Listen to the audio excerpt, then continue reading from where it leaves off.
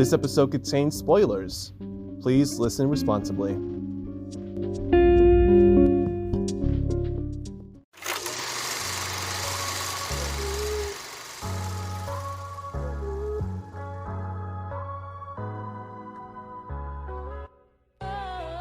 Hello everyone, my name is Jason Ramirez and welcome to Season 2, Episode 8 of the Hit List Podcast. It's the Season 2 finale, okay?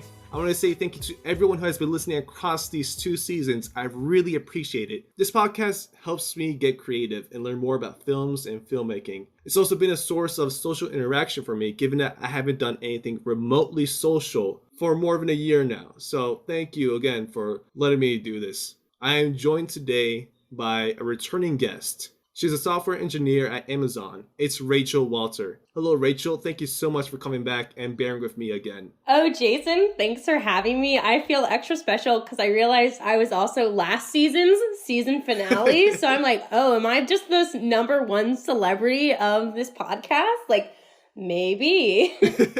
I will say that it was coincidental that you were last season finale because I had other people planned to be on the show, but I didn't want to rush it. So, You're welcome.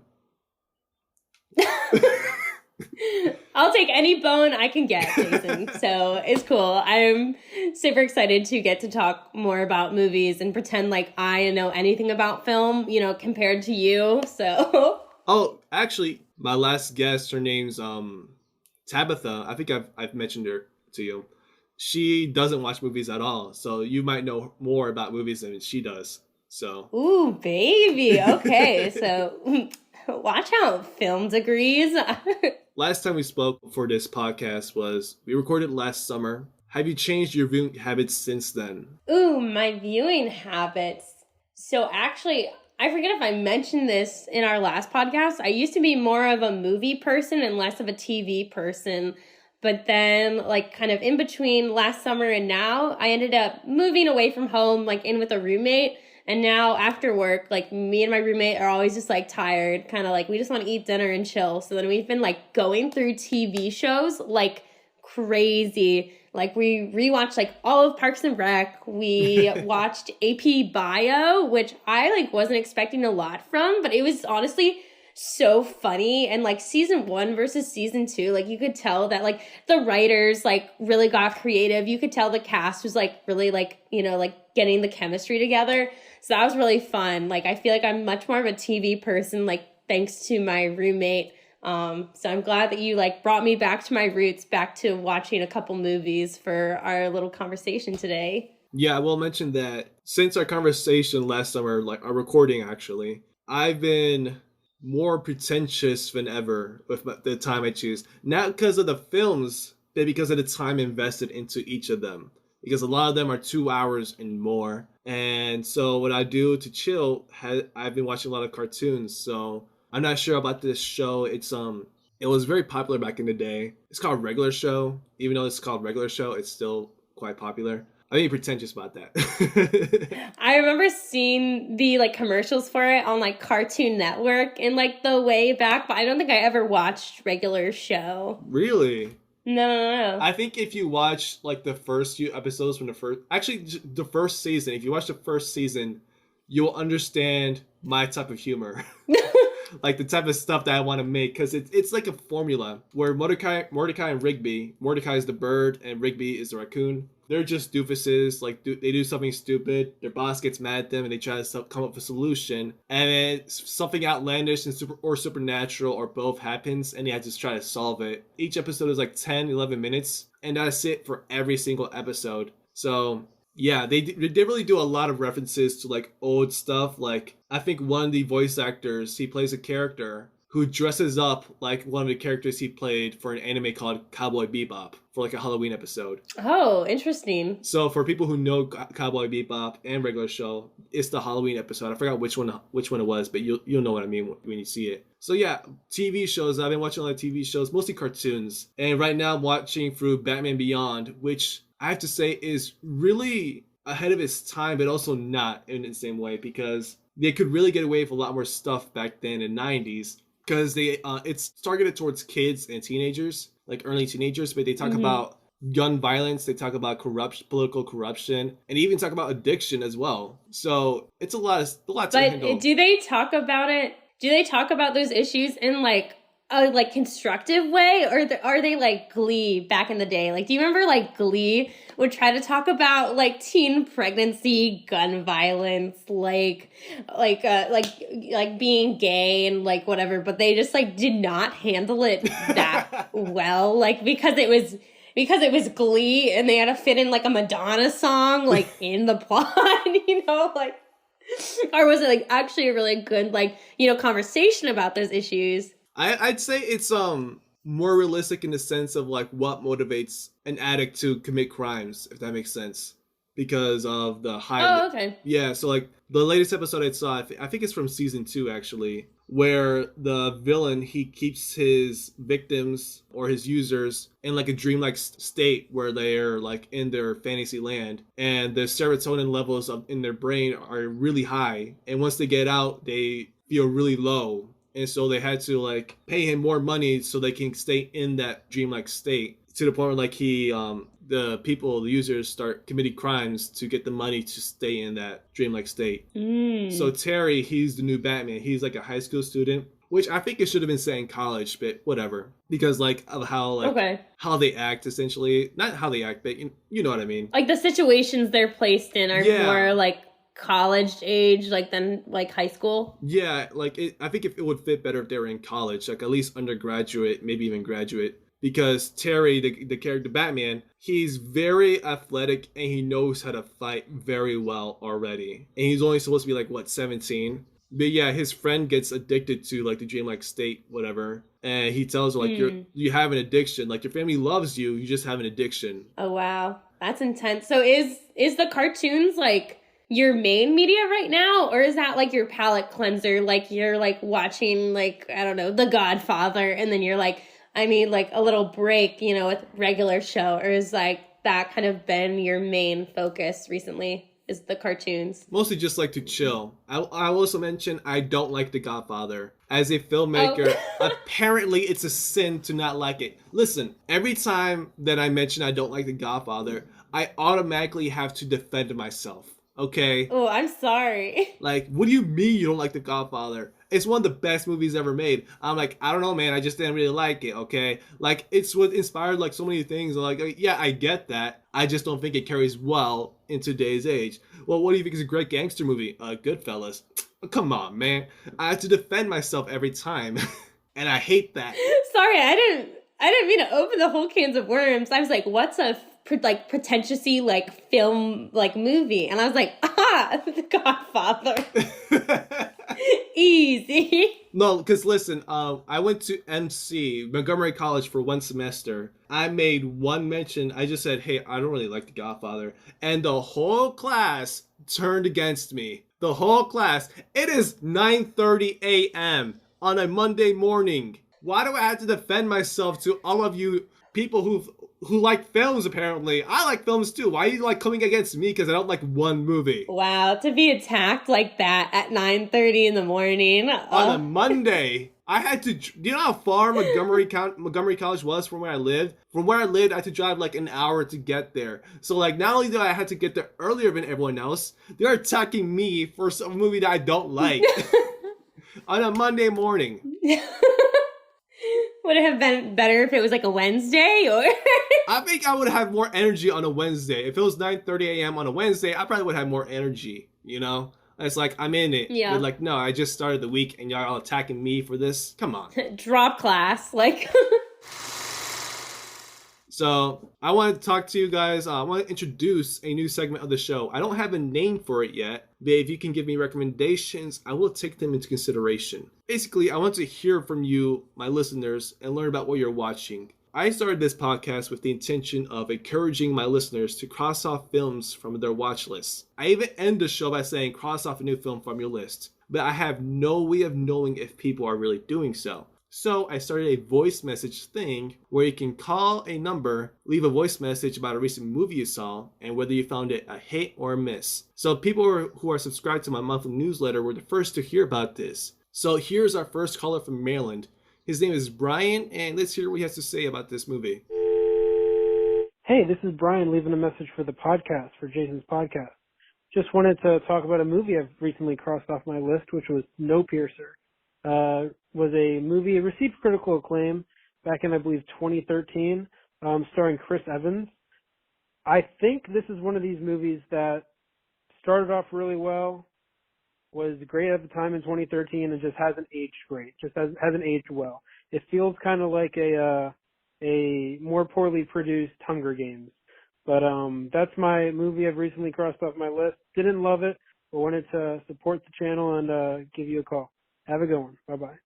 So, Brian, thank you so much for leaving that message. I will say that film is a very divisive film. So, it's Snowpiercer. It was released in 2013. People either really loved it or they really hated it. So, I think you're in the camp that didn't really like it. I'm in the other camp where I really enjoyed this film. So, fun fact for you. This movie is from the same director as the man who directed Parasite from 2019. And you can see like how he views class through almost all of his films. It's more obvious in this movie and in Parasite. So if you view it from those lenses, you might like it even more. Plus, there's a fan theory that this movie is connected to the Willy Wonka movie from the 70s. So I don't want to go too much into detail about that because it's its own video. But go learn more about that and try to watch it again after you watch that video, how it's connected to the Willy Wonka and the Chocolate Factory.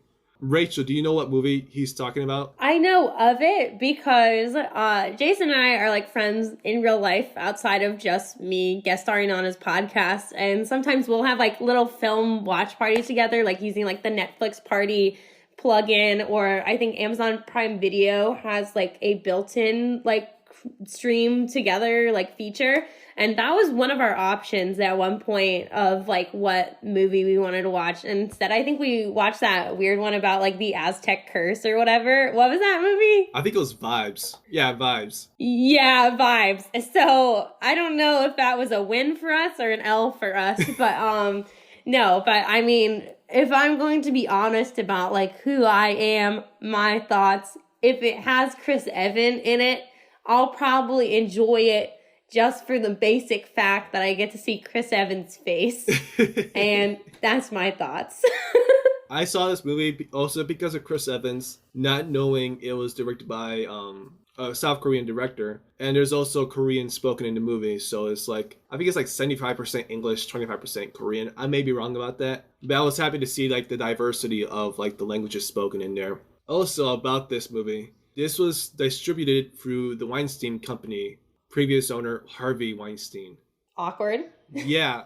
So Harvey is famous for not just like being an asshole and committing all those crimes, but also in like the filmmaking world, in distribution world, he would cut a lot of films from what they're originally perceived as so that he could be able to sell it in America. There's this scene where they're on a train, essentially, the train across the world, and like they have to stay there because the world's frozen, whatever. There's a scene where like the heroes of the film, they get to a certain section and they're face to face with like masked men who carry axes, and one of the guys has a huge fish and guts it right in front of them with their axes because they don't have any weapons, but the masked men have axes. Like the only weapons they have are like pipes or like whatever they can find. Going up against sharp objects was like, that was like the threat essentially, like we can gut you. And it's a very intense fight scene right there. He wanted to cut that section out because he thought it was gross.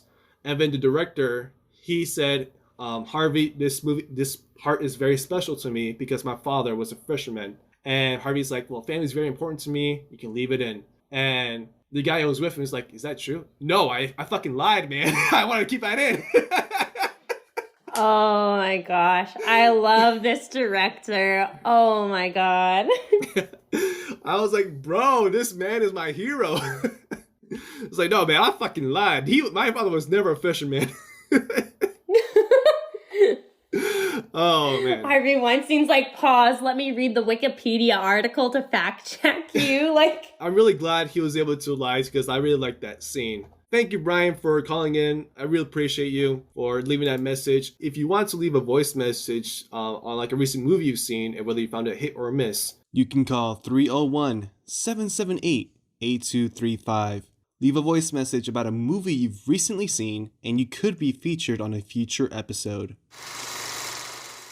The two films we will be discussing today are Emma, directed by Autumn DeWeld, and Hillbilly Elegy, directed by Ron Howard. Hillbilly Elegy is a 2020 American drama film directed by Ron Howard from a screenplay by Vanessa Taylor based on the 2016 memoir of the same name by J.D. Vance. The film stars Amy Adams, Glenn Close, Gabriel Basso, Haley Bennett, Frida Pinto, Bo Hopkins, and Owen Astalos, and follows a Yale law student who must return to his family in Ohio after a family emergency. So this movie was on Rachel's list. Rachel, why was this movie on your list? Yeah, thanks, Jason. So it was actually on my list because of the book that you mentioned, like JD's memoir. So I have been in like a really big reading kick in like 2020, kind of ever since the pandemic started. I fell in love with reading again. And so I had read this book called Strangers in Their Own Land, and it's this like sociologist goes to like rural Louisiana and is interviewing people who are members of the Tea Party, and this like liberal person is trying to like understand like the world and like the political opinions of like these more conservative people. And so after I read that, like, you know, on Amazon or on Goodreads, you get recommendations for what to read next. And Hillbilly Elegy came up, but I thought it was really interesting because like Strangers in Their Own Land, I mean, they're both nonfiction, but Strangers in Their Own Land was very much like this like very formal like political profile or like sociological profile. And then I thought it was like interesting to see that compared to this like memoir. And it's like both were kind of recommended as ways for liberal people to understand like the American right in like the like modern era or whatever. So I thought it was really interesting, but I never got around to reading the book. So I was like, maybe I could shortcut the book and just watch the movie. I haven't read the book. I did watch the movie and I read the Wikipedia and I saw like the critical reception to it. The book, I would say, is very different to the movie because it talks more about his upbringing, and I don't think it really dramatizes his mother's addiction. But then again, I could be wrong because I haven't read the book. You know, I just read the Wikipedia. Mm-hmm. What did you think of the movie? Like a star rating or just general thoughts? Like, doesn't matter what. Just general thoughts. What did you think of the movie? I enjoyed it. I feel like I like kind of like phased in and out of like being like really into it. But by the end, like I ended it like bawling my eyes out. I don't know why. I think I'll talk about later why I think it is. But I was just like crying so hard. I thought that it had some really beautiful cinematography. Like, I feel like from the very first scene when he's, like, in Kentucky, like, in the lake, like, I was already like, wow, this is some really beautiful cinematography. And I was really shocked at, like, how, like, raw it was. Like, especially because in my mind, it was going to be something similar to this other book that I had read that was, like, this sociological perspective. And instead it was, like, so deeply personal and, like, so painful to see this, like, family and their way of interacting. So I actually really did enjoy it. What about you, Jason? I liked it for the most part. How do I say this without sounding too mean? I liked it. Without sounding too mean, I liked it. Yeah, because there's like a whole thing I have about this movie that I don't want to say I have problems with, but I have criticisms about. You know? Mm-hmm. But for the most part, I do enjoy the cinematography. I agree with you there. And I really thought it was impressive how they made the actors look almost exactly like the people they were portraying. It was dead on. Those end credits, like my roommate, I like had like changed rooms where I was watching it, and she saw like some of the very end scenes and then saw like the end credits with me and was like, wait a second, are those like photos of the actors? And I'm like, no, those are the like home footage movies, like the home like footage videos and like photos, like those are the real people. Those were the actors. They look identical. Yeah, it was like very much like that. In fact, Glenn Close's character of Mama, I kept thinking of what's her name. I keep forgetting her name, but she is on SNL. She will sometimes play Hillary Clinton and Justin Bieber. Oh yeah. I thought of her. Yeah. Because the voice also sounded exactly the same as like I'm sure she's played like an old woman character before, and I thought of that, and I was like, what? But yeah. So why were you crying by the end? Okay, so this was one of the points I wanted to like talk about with like this like movie is I feel like it had a really big theme of like kind of like this generational trauma or like this cycle of like, you know, these violent, toxic, unhealthy relationships, you know, because we see like mama and like papas, I think that's what they called like the grandparents. Like a girl literally set her husband on fire because spoilers, sorry everyone. Like she literally set the husband on fire because he was like a raging alcoholic, and then like the mother was like abusive and was like, I could crash this car right now. And like, it was like, you know, so toxic, so unhealthy, like so hard to watch. And I felt like the end when he is like, I'm going to go back and get this job. And he's like spending all night driving and talking to his girlfriend, Usha. I felt like it really showed like the resolution of like escaping this like traumatic cycle, because to me it's like not only is he escaping in the sense that he's going to become this big wig like Yale lawyer or whatever, but also he is like learning how to have these like healthy relationships and like be open and be honest with Usha. And I just thought that was like a really beautiful like way to like wrap it up. So I feel like that's why I got really emotional. Like I think it was just like really beautiful to like see that like progress in him like escape that like cycle. I'm guessing you probably did not cry at the end, like, but that was my whole like analysis.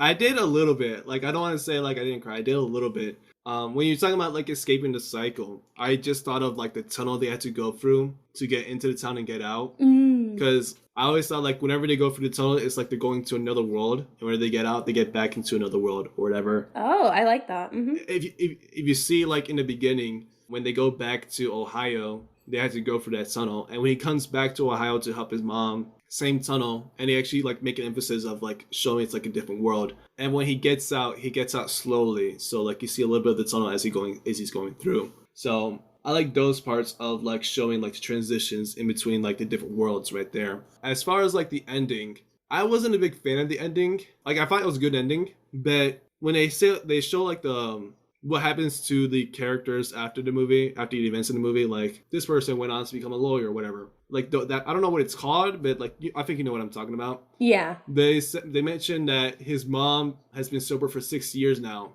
and I wanted them to show her in that journey to recovery, if that makes sense, like eventually showing it. And it's just shoehorned into the end because they made her character full of pity, like she was helpless or whatever.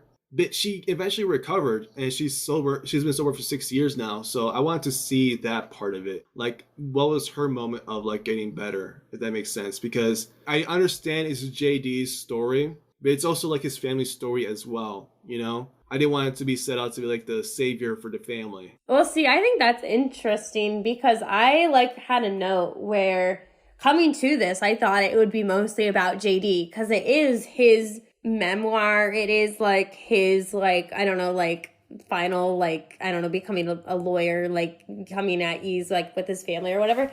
But I felt like the movie was like, I found his mom at a lot of points to be like the main character. Like I feel like he was sometimes just like a background to whatever like crisis she was going through or whatever like transition she was making. So I like kind of had a question of like, you know, who really is like the main character in this movie? Like, is it really JD or is it his mom? And I like think it's really interesting that you're right, that she is sort of made this like main character. Like her mental health, her battle with addiction is the main focus for probably a large part of the movie. But then we don't really get a nice resolution for her in the same way we do with like JD and his relationship. So. Yeah, definitely. And this is going to be a quick comment because it just crossed into my mind. There's a scene in the movie where Beverly, JD's mom, she puts on roller skates and starts skating through the hospital that she works at. Yes. Here's what I thought. I'm like, this is great material for TikTok right here. Because how many videos have you seen of like, I'm not saying I've seen these videos, but I know there are videos of nurses doing TikTok dances during the pandemic. And like, I don't want to discredit them for having fun, but they're at work, okay? And you're doing TikTok dances. But also these women are probably not like on their patient's drugs doing the TikTok dances, Jason. Yeah, I just thought it's like great TikTok material right here. Who's gonna be the one? who's gonna be the one to like put on roller skates and skate through the hallways of the hospital that they work at? I want to know. I want to know. But also, I kind of know. Please don't do that. No, I don't want to know. I don't want to know. Please don't do this at all. It is very irresponsible. Do not do this. In an alternate timeline, the last episode of the hit list we did together, we watched The Social Network. So in an alternate timeline, JD Vance was actually exactly like Mark Zuckerberg, and instead of becoming a Yale lawyer, he was becoming a Silicon Valley like a software engineer, and he invented TikTok just so his mom could be the roller skating nurse and get viral. That's the alternate reality, you know, when you want to embellish your life story, make it like a little more pizzazzy. Yeah, speaking of which, when you say embellish your life story, they show him networking with other lawyers at that dinner. And he's very self-conscious about that because he doesn't know which fork to use for his food, which side his drink, and which side his bread is on. And I will say this, that if you're ever confused about etiquette dinners, please take an etiquette course. Usually at your school, they'll offer at least one where you can either like pay a small fee or they'll do it for free. But those are very beneficial because apparently they judge you on your knowledge of etiquette, which I think is kind of bullshit, but it's kind of like the way it is. So he was very self-conscious about like where he was because all these top lawyers, whatever, are from very different backgrounds from what he is. He's considered like a redneck, a hillbilly, and he went to the Marines and then went to college to become a lawyer, or at least go to Yale Law School because he didn't become a lawyer. He got his Juris Doctor degree, whatever it's called. Mm-hmm. But yeah, he was very, very self-conscious like that. And then he goes to the dinner and he doesn't know how to relate to these people because you have to do that. Like when you introduce yourself, find a way to relate to the people that you're speaking to. He couldn't find it, so he went back to like his reserve piece of knowledge of like, yeah, my family, they're behind the Hatfield McCoy dispute, and like, oh, we know about that. And I relate to that because my parents are immigrants, right? And I was born here in the United States, and I hate that I have to always use that to get into the room, if that makes sense. Like, I'm proud of like where I'm from, like my family history, but I want to be able, there's some moments where I just want to be able to get in somewhere based off my merits sometimes, you know? Mm-hmm. It's like I've made a lot of connections based on like the immigrant backstory because I know a lot of people who are either immigrants or they're the children of immigrants and who are very amazing people. But there are moments where I like, all right, I'm a filmmaker, blah, blah, blah. Oh, okay. My parents are immigrants from blah, blah, blah, blah. Oh, okay, you're an immigrant filmmaker. Like, come on. I don't want to like say like it's a bad thing. It just gets annoying after a certain point, if that makes sense. I feel like also having to like present yourself in that way like adds on like this extra layer of like expectation. Like for you as a filmmaker, it might like, you know, make them think that your films are about like the immigrant experience, even if that might not actually be your area of interest. Or they're like, yeah, haha, you like call everyone ma'am and sir, and you're like a redneck who's so different than your redneck family or like whatever. And he was like, I'm not okay with you making that assumption that my family is stupid, that like they're just rednecks or whatever. Like, you know, I thought that was really interesting, like him standing up to that like stereotype of this like story like of himself and of his family. Yeah, so I've never gotten that far with it. Mm-hmm. But yeah, because like, listen, I don't want to say I'm a fun filmmaker. I want to make films that are fun, okay? Not just about the immigrant experience. Like superhero movies, okay? I want to make superhero movies and like mystery movies as well. Don't contact me for all those immigrant stories. I will do a couple, but like don't make me the de facto immigrant movie director, if that makes sense. Mm-hmm. Yeah. Yeah, so that's what I mean. I think it's also relates to like some like stories about like black people. There's so many stories and films about black trauma and not really like fun movies, like just like fantasy movies about them, if that makes sense. Yeah, exactly. I saw a trailer for a movie called Them, which is about like a black family moves into a white neighborhood and the white neighbors terrorize them. I'm like, can we just get like just like a movie like another movie that's not about black trauma that has black characters in it, or is that like the de facto, you know? Mm-hmm. Yeah.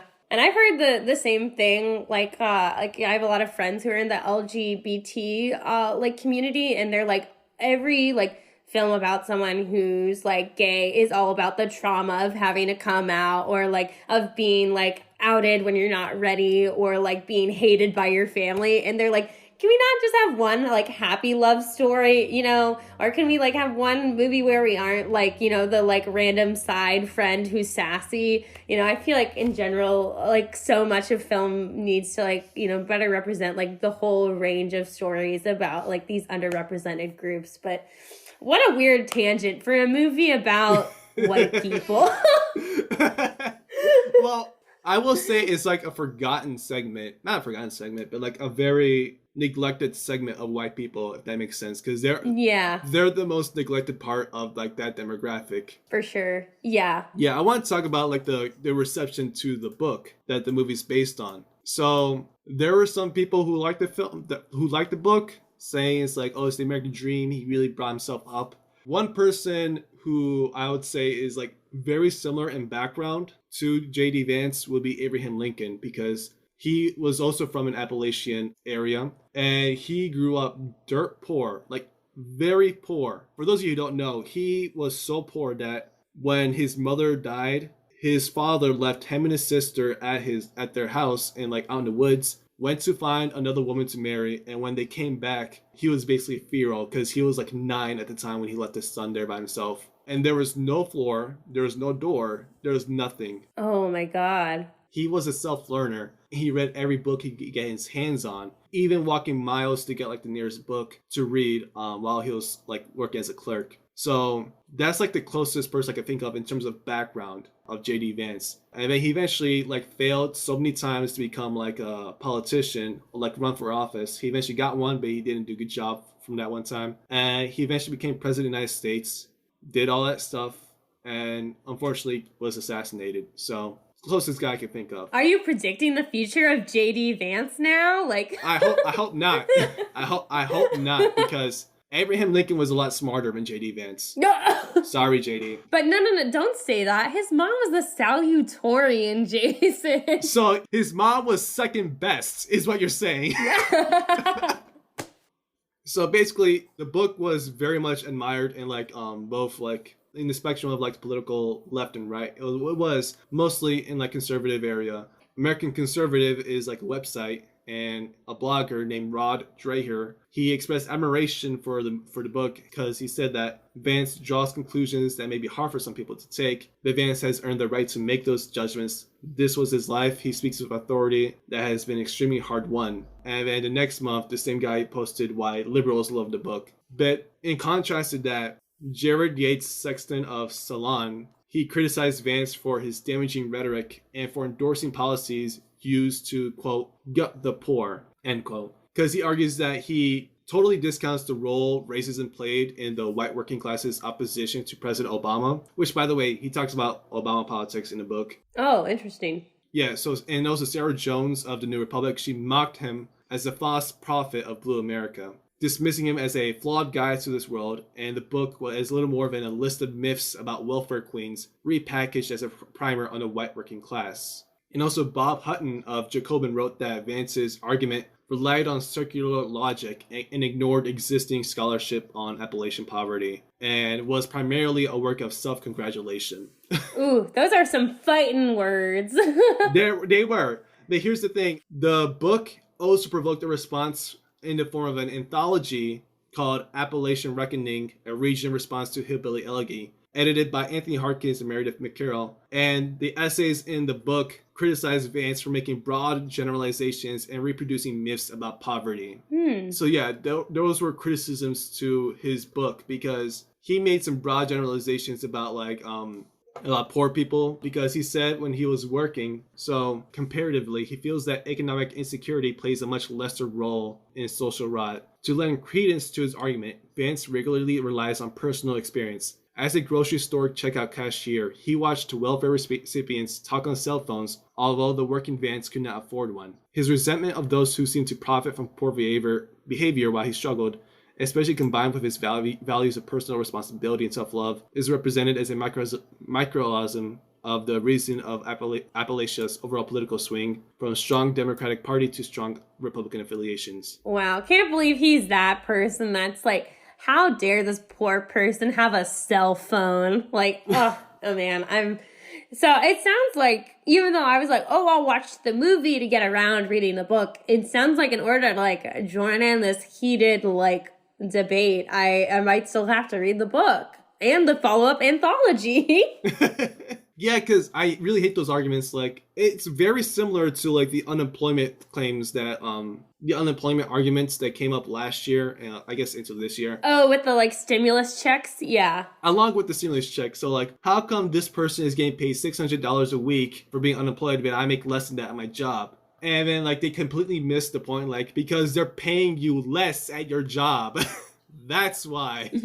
You should be mad at your job paying you less when you should be at someone being unemployed because of the pandemic. And also, why shouldn't a poor person have a phone? Like, why can't they have nice things? Who came up with this notion that poor people can't have nice things? Like, they can't have dignity. I really don't like that notion. It's annoying. Preach, Jason. This just became Pod Save America. Any other thoughts about this movie? Let me look back at my notes. I think that we covered all that I wanted to talk about and more. So I think I have no other points to add. What about you, Jason? Not really. Actually, this film is nominated for both Academy Awards and Golden Raspberry Awards. Do you know what a Golden Raspberry Award is? I have never heard of a Golden Raspberry. Please inform me, Jason. So it's for like worst director, worst actor. Yeah. Wait, so it is like, is it in the same categories for both? Like, is it up for the Academy Award? Is that the same as the Oscars? Since I was talking about earlier in the podcast about being a film expert, essentially, is it up for like Oscar for best director and Raspberry for worst director, or is it like, oh, it has great cinematography but the direction's horrible, or like? So I will mention this, that the Golden Raspberry Awards suck. Oh. Not just because they would give the worst director for whatever, worst awards or whatever, but because like they just like very mean about it. But basically, there are a lot of awards. They were nominated for a lot of awards. This movie. For the Academy Awards, it's nominated for Best Supporting Actress and Best Hair and Makeup. And for Golden Raspberry Awards, it's nominated for Worst Director, Worst Supporting Actress, and Worst Screenplay. So was the polarizing person, like the person who's both Best Actress and Worst Actress, is that for Amy Adams? Close. Or for Glenn Close. Oh, Glenn Close is the grandma? Oh, interesting. So for both? For both of that. And I think it's happened before with Sandra Bullock. She won a Razzie Award and an Academy Award in the same year, but I'm not sure if it was for the same role. Oh, yeah. Yeah. We'll have to fact check, add a little editorial comment here.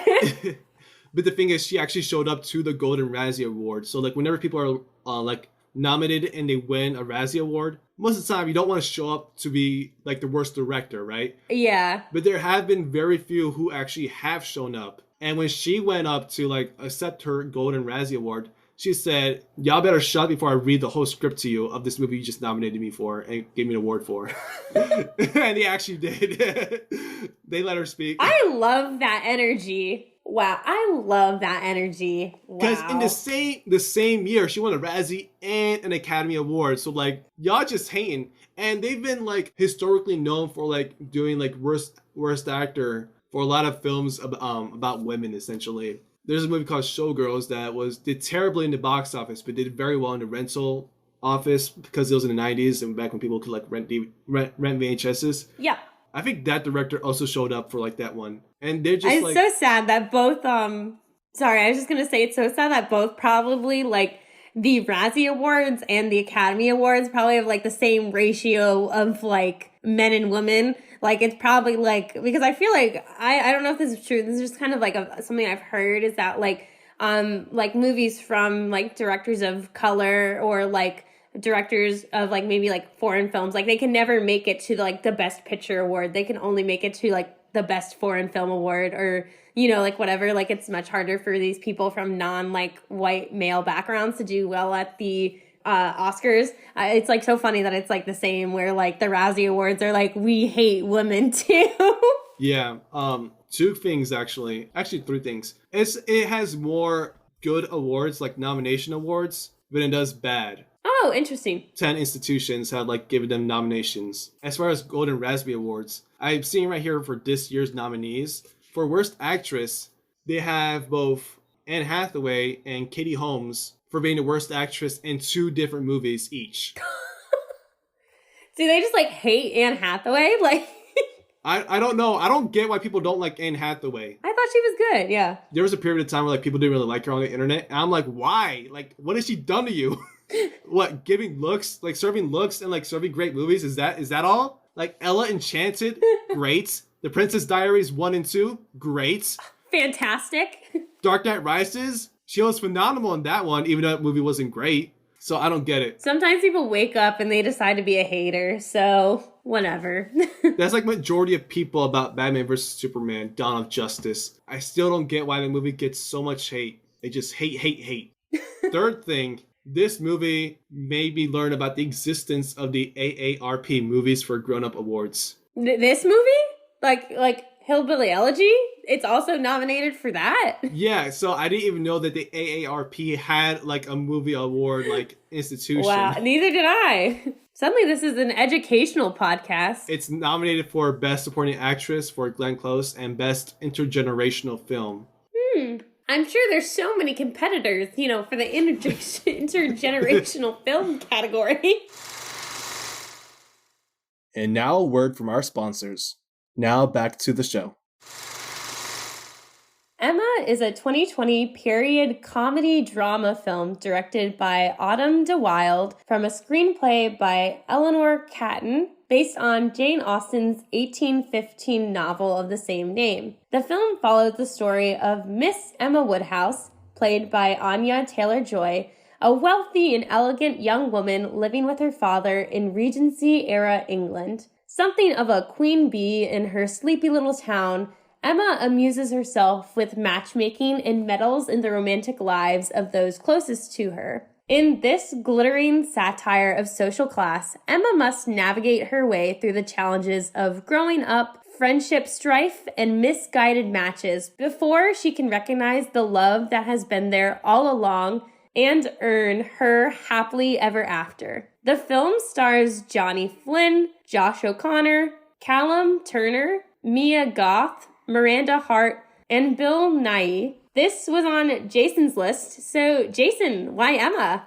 For the very obvious reason, it has Anya Taylor-Joy in there. But also because, I'm not sure most of you know, but I work at a radio station and we make podcasts there. And there's a film discussion related podcast and they talked about this movie last year before the pandemic started. I thought maybe I should watch it because it looks very nice, it looks well produced. And I saw some screenshots of the movie. And I thought, might as well watch it soon. And then I saw it was on HBO Max. I'm like, okay, it's time to watch it. I learned that the book that is based on is very popular because when I put Emma on the search bar for HBO Max, 3 different movies came up. And the only way you can tell this movie is because there's a period at the end of Emma for the movie that we're talking about. And yeah, so that's kind of why it was on my list. So I do have a quick follow-up question for why it's on your list. Did you first see Anya Taylor-Joy in The Queen's Gambit? Did you first see her there and that's why you're interested? Or are you a longer, you're like, oh, I liked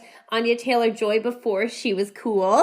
I wouldn't say before she was cool, but no, I have not seen The Queen's Gambit. Thing about me is, if a lot of people are watching a certain show, I will not watch it because I don't want to give into the hype. Because I've been disappointed many times. Many times. So that's why I haven't seen Bridgerton yet. That's why I haven't seen Queen's Gambit yet. I've known about Anya Taylor-Joy since 2015 when she was on The Witch. Oh, I've never heard of that. Mm-hmm. It's a pretty good movie. It was a little boring, but that's how I first knew about her. I've actually heard so many people post Queen's Gambit were like, I need to learn chess. I need to become good at chess. Chess looks so fun. But let me tell you, I'm sorry people who love chess. Chess is not that entertaining. It is not! It can be if you playing with the right people. It can be very fun. But also, most of the time, it's very boring. I learned chess in summer school and back in middle school. Ooh, baby. Yeah, because quick story about summer school back in middle school. We had our classes in the morning and we were done by 11, but they kept us till 3 for some reason until I found out later, oh, that was basically just daycare. Oh my god. They didn't want to leave us alone in our houses. They didn't trust us, which good reason because we were assholes. But we learned chess then, and like I never really got good at it, but I never really saw it getting popular until somehow the grace of Anya Taylor-Joy brought it during the pandemic. Okay, so what did you think about Emma, Jason? Okay, so when I was watching this movie, I was like, this sounds like a very similar plotline to Clueless. And then like halfway through the movie, I'm like, it is Clueless. This is like the source material for Clueless. I get it now. Like I always knew it was based off like a literature novel, but I always forgot whether it was like Shakespeare or something else. And then I realized I had Clueless confused with 10 Things I Hate About You. Which is based off of Twelfth Night from Shakespeare, yeah. Yeah, so... or wait, not Twelfth Night. Cut that out, because it's Taming of the Shrew, and I lied. I wouldn't know. I'm not a Shakespeare person, so... I think it's based off of Taming of the Shrew, because the whole point is that she's a bitch, and they're like, stop being a bitch. Date this man. Except for in Shakespeare, it's like, stop being a bitch. Just get married. Yeah. Sorry. So just pretend that I really am. I actually am well read. I just sometimes like word vomit all over the place. Like, so you wouldn't know I'm actually good at literature. Yeah. So I was watching it and I realized, oh, it's Clueless. And then after I realized, connected the dots, I'm like, I know how this is going to end now. Yeah. But I still liked it, which is surprising because this is so outside of my comfort zone. I am not the type of guy to watch romantic comedies. I'm like the action guy, the superhero guy. I watch all the DC Comics movies, whether they're divisive or not. I will begrudgingly watch Marvel movies because they all follow the same formula. I'm not going to talk about that. I'm not going to get into that tangent. Like, I'm that person that watches all those action movies. Never into romantic comedies because, like, if you see most romantic comedies, most of them, especially if they're from, like, the Hallmark channel, are terribly acted, terrible script, make no sense at all, yada, yada, yada. So that's why I never really got into that. And also, I don't like period dramas because, like, I don't understand what they're saying at all.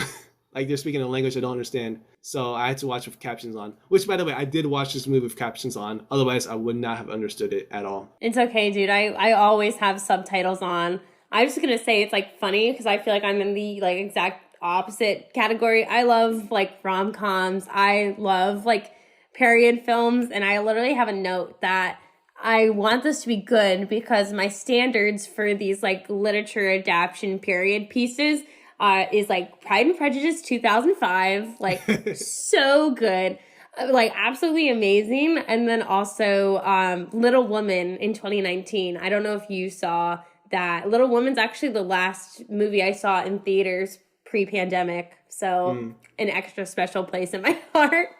The only thing I know about Little Women, other than it's not written by Jane Austen, is that what's his name? That's wrong. Little Woman is not written by Jane Austen. Who is it? Who is it from? It's so Pride and Prejudice is also Jane Austen. Little Woman's Louisa May Alcott. Alcott. I might have said the last name wrong, but I guess I don't know one thing about Little Women. What were you going to say that you maybe knew about Little Woman? Maybe it still is true. Okay, so I guess the one thing I know about that movie was when Adam Driver was the host for Saturday Night Live back in 2020, January 2020. His monologue was like, he was sitting on the floor. He was like, I saw Little Women in theaters. Spoiler alert, there's not Little Women. There's a lot of women. So that's the only thing I know about Little Women. That's the only thing. Well, if you ever go back and watch like either of those movies, I feel like they're like the like cream of the crop as far as like these like literature like period piece adaptions. Like they are just like so good, just like amazing. I can't believe I know more about 2 movies than Jason does. Like one more check mark for Rachel. I don't want to say it's 2 movies. It's like an entire genre over me. Yeah, probably. Two period dramas and romantic comedies, which I'm starting to get into romantic comedies as well because the only ones that I really like, because they're like male centered and I'm the demographic, I guess, is like Hitch and 500 Days of Summer. and that's it. Okay. I actually haven't seen either of those, I don't think. So you really might have a leg up still. Yeah, I thought this movie was overall I really liked it. I was surprised that I liked it. Like at first I'm like, these people are pretentious, and then I realized, oh, this is a satire of like these people, and then I started to enjoy it more to the point where like I think towards like the last 40 minutes, last 30 or 40 minutes, I'm like, I'm gasping at all the revelations. Like, what? He was the secret admirer, not that guy? I'm like, what? They were secretly engaged the whole time, and he was leading her on? Like, to the point, like, run! Like, I was like, it's like those, like, twists that, like, I never thought I would be, like, shocked at. Because it's like the soap opera revelations, like, the twists and turns from, like, soap operas, but, like, less like soap operas, if you know what I mean. Because it's from that. Yeah. Book. I understand exactly. Yeah, I think that's like a really interesting part of like a lot of Jane Austen works in general, because I've read like Sense and Sensibility and like Pride and Prejudice. Never read Emma though. But like so much of her work is about like making a caricature of like this like emerging middle and upper class like in this like Regency era of England, and just really showing like how absurd it is, like how absurd the like people are with their newfound wealth, like how absurd all the relationships and like social like rules you have to follow are. Mm-hmm. And I think like the other cool like thing that's also reflected in like this work is like so much of it has like this like moral of we like, because we're in the society, you know, we live in a society, we always think that we live in a society. We think that what will make us happy is like the like hottest person, the person that has like the biggest estate or like whatever. But like really it's like about the character of the people, and like especially it seems to like go a lot towards people who like balance you out or like can keep like the bad parts of your personality in check. Like, you know, like Knightley, the like love interest of Emma, like in the end, like, you know, one of the like main parts of why we like him as like a love interest and as a character is because he kind of calls Emma out on like her bullshit. It's like, yeah, Emma, you're like rude to like whatever the like Miss Bates, like the woman was, like, you know, you like can't be messing in people's lives, you can't be like treating people like this. So yeah, I just thought that was like interesting. Just fun facts about Jane Austen for you this day. Knightley was definitely my favorite character in the film because he always called her out on her bullshit. Like, bro, why did you like tell what's her name? The friend. Goddamn. I always forget the names. Oh, Harriet? The like ugly duckling kind of friend? That was like Harriet, I think. Yeah, Harriet. Like, why did you tell Harriet to not say yes to the engagement? Like, she likes him and he likes her, and that would be like a good up for her. And she's like, well, it's her choice. She's a woman. Like, a woman can make her own choices. He's like, you're really manipulating her with that whole reasoning. Yeah. He definitely was one of my favorite characters in that movie. You didn't like Elton with that like creepy little smile? That guy? Oh, Every time he did that awkward smile, oh, I got the heebie-jeebies. And I think I know why the movie is called Clueless, because she's clueless. Like, everyone can see that he's interested in you except for you, Emma. And bruh, the actor Josh O'Connor, who plays Mr. Elton, he did a great job of playing that creep, you know? Mm-hmm. Apparently he made a big deal of like, I will get this frame for this painting, I will make it my duty.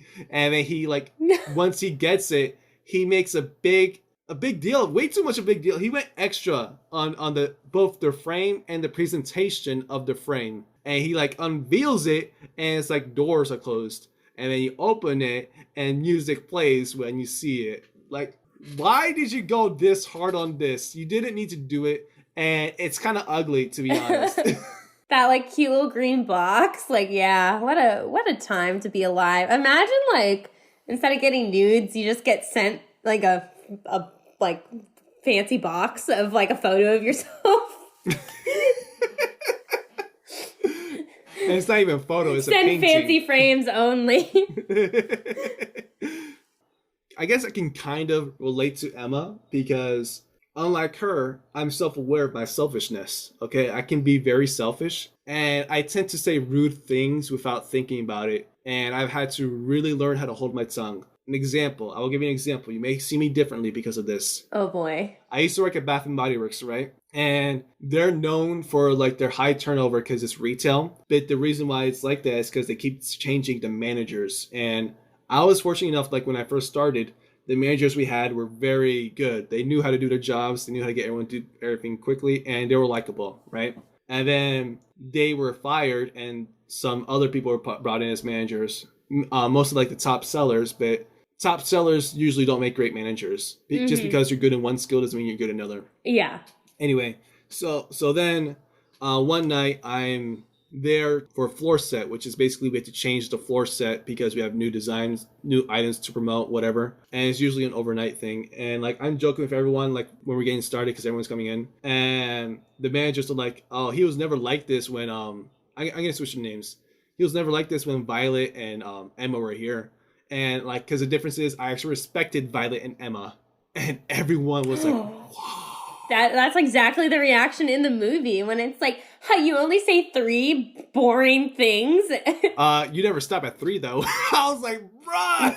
I was like not ready. And it's weird because I feel like the whole movie, I was also like, yeah, this annoying Mrs. Bates. And then as soon as Emma said something mean, I was like, we're gonna protect my precious, like, little positive baby over here. Yeah, Mrs. Bates was annoying, but she wasn't like mean. She's always been nice to her every single time since she was a baby, essentially. Yeah. And just insults her out of nowhere. Like, where did that come from? Emma. Because it's like, yeah, she annoyed me too. I'm not gonna call her out at our nice picnic. Like, what the heck? Oh man. But back to like what I was saying. Shortly after, I wasn't given any more hours because the people I insulted were also in charge of my hours. Yikes! Oh boy. I didn't think too much of it. I thought it was funny at the time. Now I was like, okay, it was funny, but it was very rude, Jason. You should have apologized. I never apologized. I have a terrible habit of not apologizing. Will I apologize now? It's been years since this happened. No, I won't apologize. What were your favorite parts of the movie? One scene I thought was really interesting in Emma was that in this big dance scene where it is like, you know, the time, like a big turning point in Emma and Knightley's relationship and they're dancing together.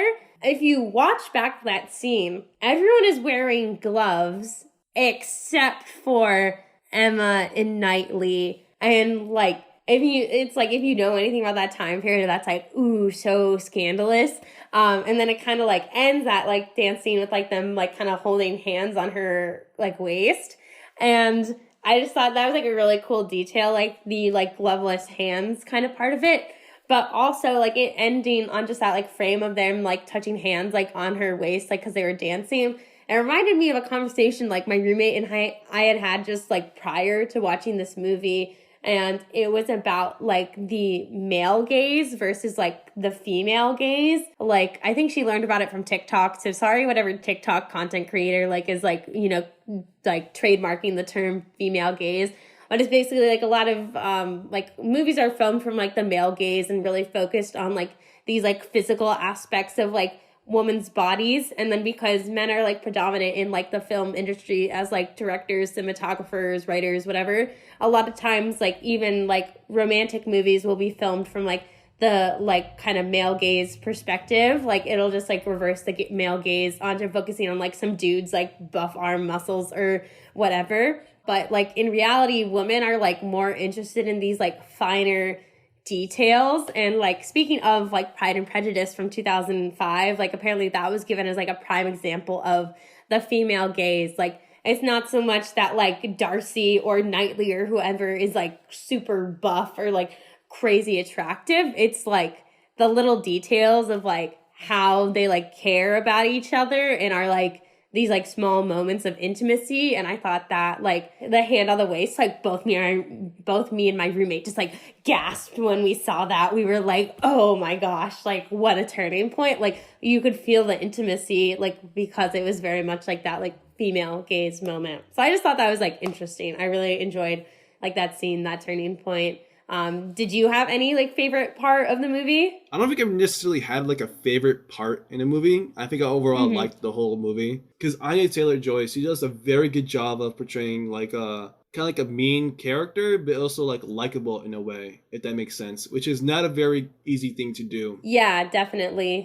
Someone else who I think did a great job in a similar role is Kristen Stewart. Is it Kristen Stewart? I keep forgetting. She was in The Good Place. Hold on, let me look up her name. I might have it wrong. All these white women sound the same. I don't think Kristen Stewart's in The Good Place. Kristen Bell. Yeah. I was like, there's no way that's Kristen Stewart.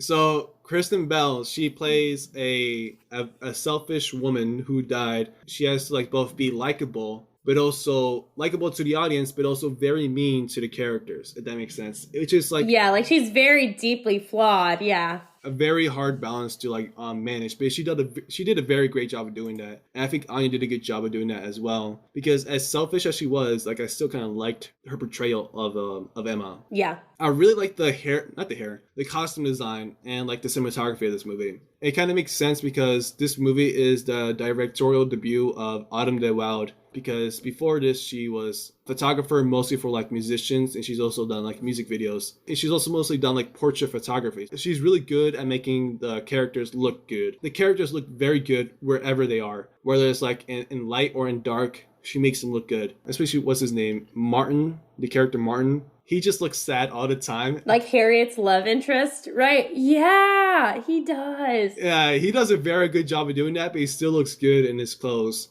So yeah, that's what I think. Overall, I really like the cinematography and the costume design in this movie. Yeah, definitely. I totally took note of that. I thought it was interesting because I feel like it went a lot more bold than like some of the other period pieces that I at least had specifically watched. Like if you look at like Little Women or like the Pride and Prejudice that I keep mentioning because they're like my favorites, like they really went for a much more like muted, I feel like, color tones like throughout, but this was like not afraid to kind of play with the like opulence, I guess, of this society, which I thought was really fun to like see visually. Yeah, definitely. I think they did a great job of doing that because a lot of period dramas, like I said, have like muted colors. Mm-hmm. There are some people who are very much, how do I say, anal about accuracy in movies. Mm-hmm. I don't care about it as much because it's a movie. It's not real life, you know? The only place you should really worry about like accuracy are like nonfiction movies. Yeah, like documentaries or like the memoir that we just talked about with Hillbilly Elegy. Yeah. Those are the only places where you should worry about accuracy. I don't care if the accuracy is wrong in movies that are meant to be fictional, that are fictional. So if someone says the costumes in that period drama film weren't accurate, I'm like, okay, and like, what's the problem? Like, did you not like the movie? No, I just didn't think it was accurate. Then don't watch movies with me because I will not enjoy your company.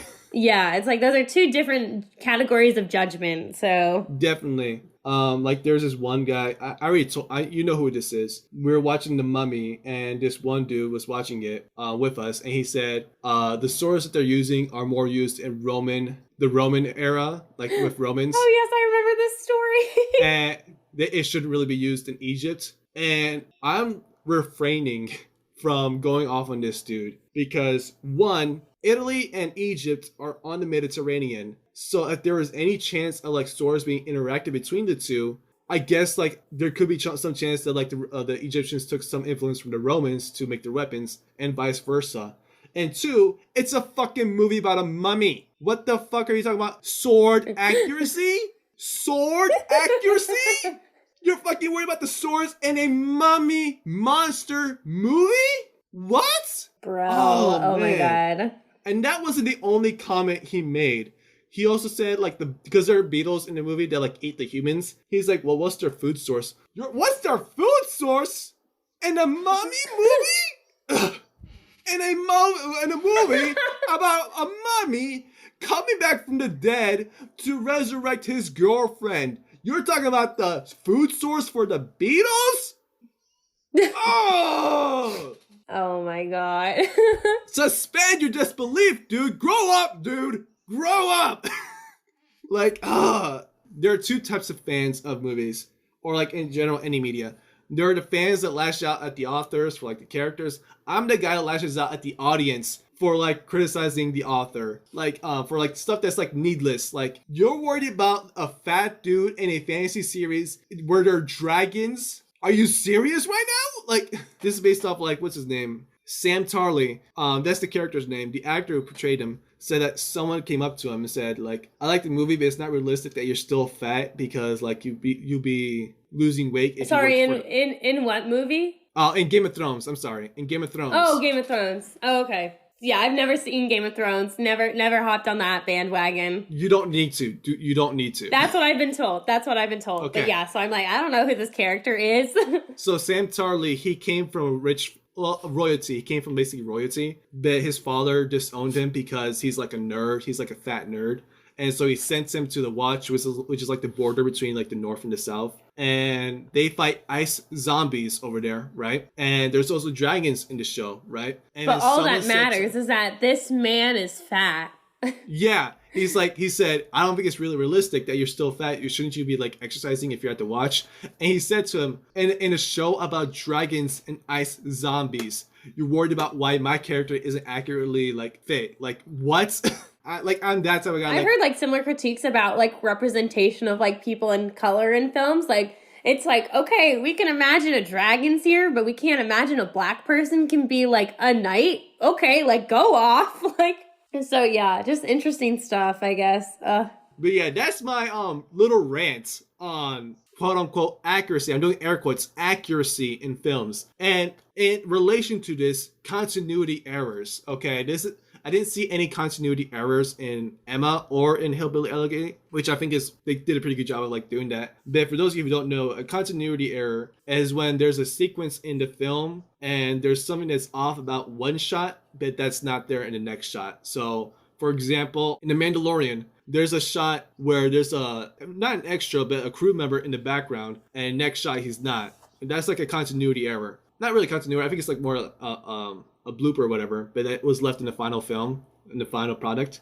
I'm trying to come up with a better example right here. I've seen ones where it's like they critique people because like it'll be in one shot, like they put down a glass, right? And then they'll like switch to someone else talking, and then they'll go back and the person's like has the glass back in their hand, or like dumb stuff, or it's in a different hand or something. Yeah, that's a perfect example of what I mean, because most of the time it's meaningless to the plot, like a lot of times. I mean, sometimes there'll be random like consistency errors where it's like, whatever happened to that character? Like, it's like the writers just forgot about them. And it's like, okay, that kind of makes sense to be like critical of, but it's like, do you really care what hand the glass is in? This isn't a murder mystery where it matters like what hand was free at exactly 7:09. Most of the time, people don't even notice. The only people who notice are the ones looking for it. Yeah. Like there were a couple of classmates of mine who were exactly like that for like some of the film classes I was in, and I'm like, just because you notice that doesn't make you a better editor. Like, if you had to worry all about continuity and like what your projects are, your priorities aren't really there.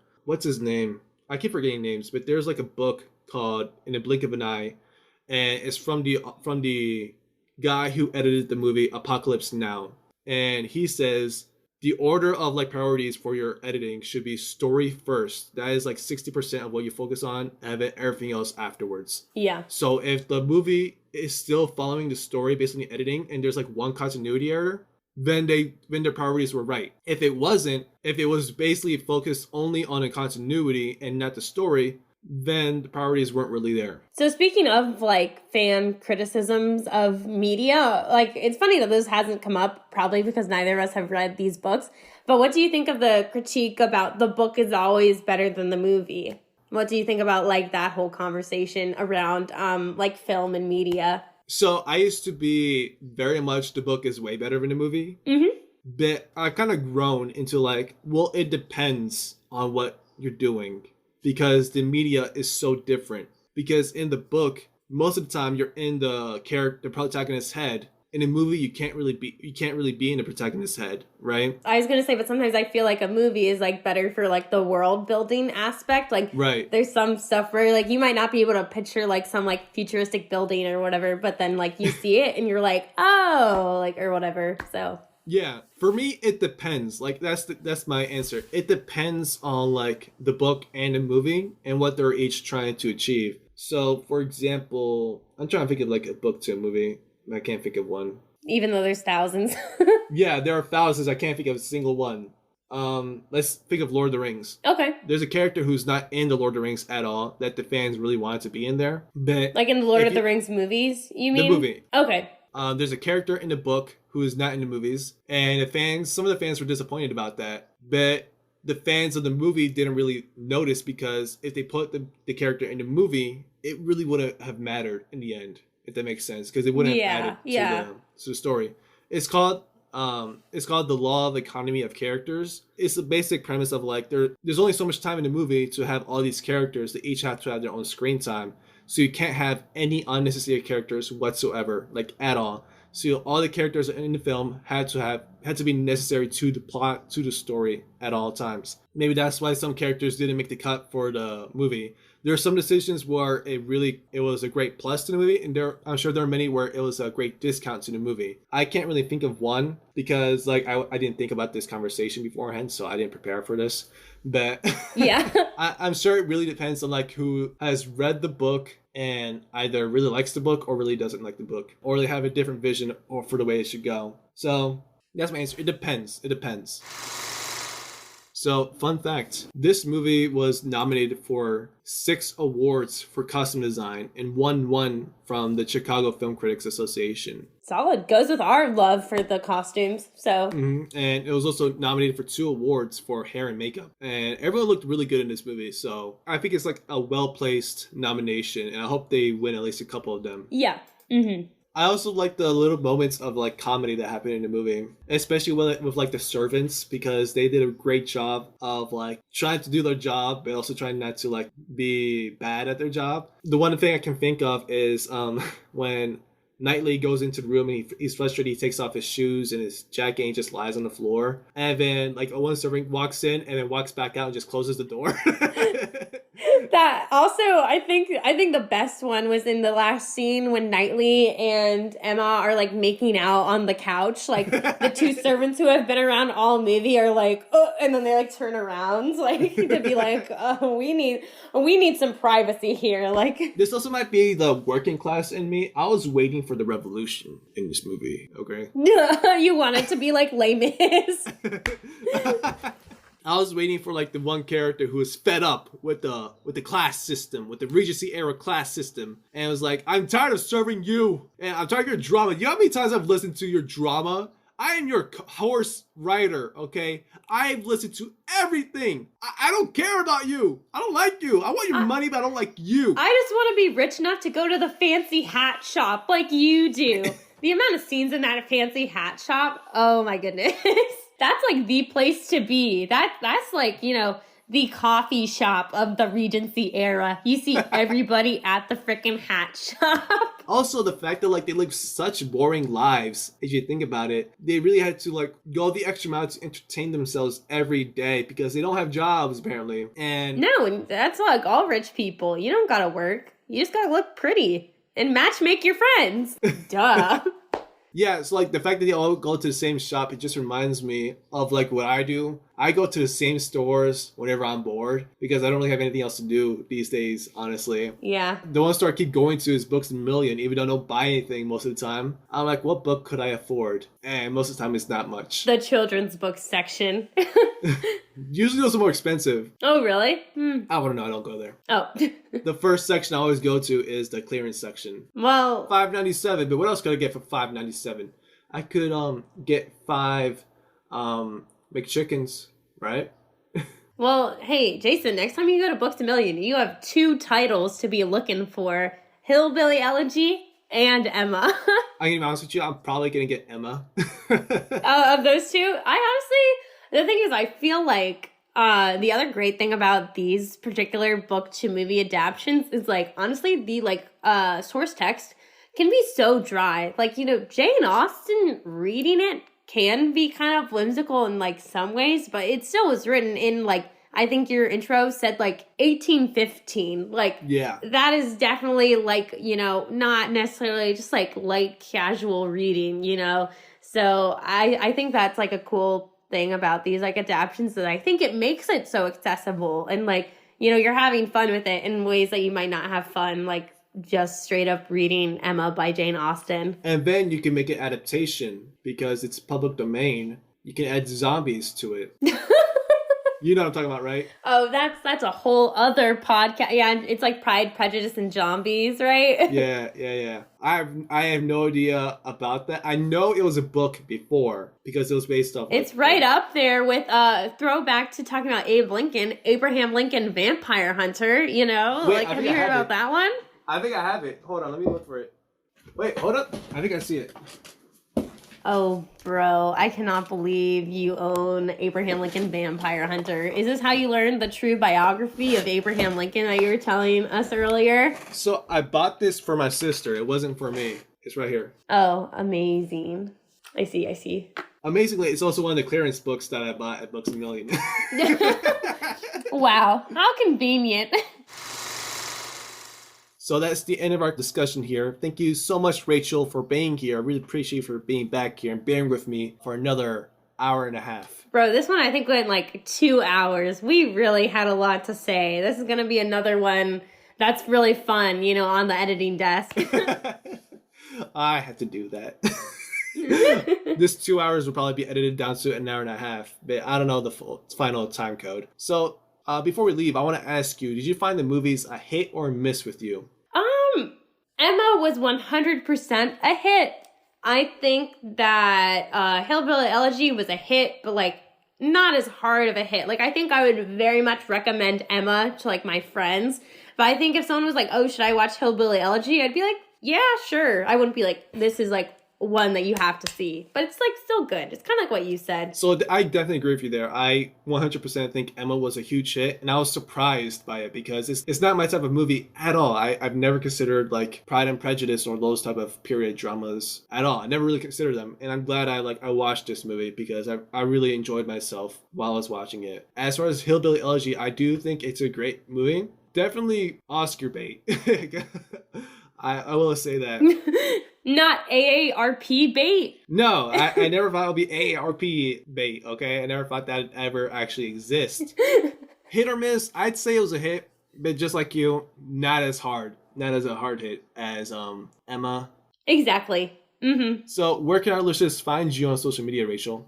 So I'm not giving out any of my personal details, but if you want to see what food I eat on a daily basis, you can find me on Instagram at Rachel is a foodie. So, and you can see what I'm like making, the recipes I'm using, all that yummy stuff. You've gotten better at taking pictures of the food. I will give you that. You've gotten better. I know. I've had a whole year to improve both my cooking and my food photography. Like, watch out. I think next step from food photography would be filmmaking. Like, I'm coming for you, Ratatouille. So that's the episode, folks. Thank you so much for listening. And until next time, cross off a new film from your list. Thank you for listening to the Hit List Podcast. If you liked this episode, please consider giving us 5 stars and leaving a review. It really does help. You can also follow us on Facebook at The Hit List Podcast and Instagram at _hitlist_podcast.